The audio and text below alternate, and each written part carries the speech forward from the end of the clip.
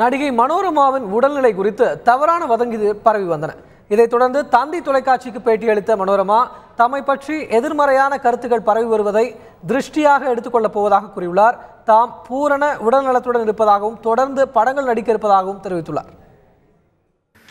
வணக்கம். இப்போ உங்களை பற்றி உடல்நிலை பல வதந்திகள் பரவிட்டு இருக்கு. உங்களுடைய உடல்நிலை இப்போ எப்படி இருக்கு? எல்லாருக்கும் வணக்கம்.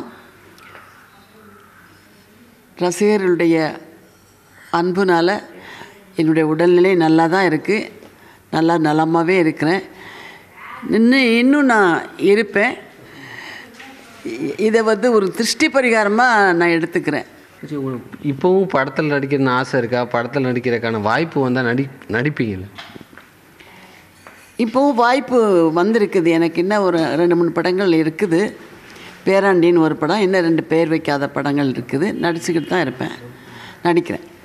இப்போ இருக்கக்கூடிய இளம் நடிகர் நடிகைகளுக்கு நீங்கள் என்ன சொல்ல விரும்புகிறீங்க? நான் என்ன சொல்ல விரும்புகிறேன், ஒரு நல்ல ஒத்துழைப்பு இருக்கணும். அது இருந்தால் நீங்கள் எல்லோரும் நல்லா இருப்பீங்க.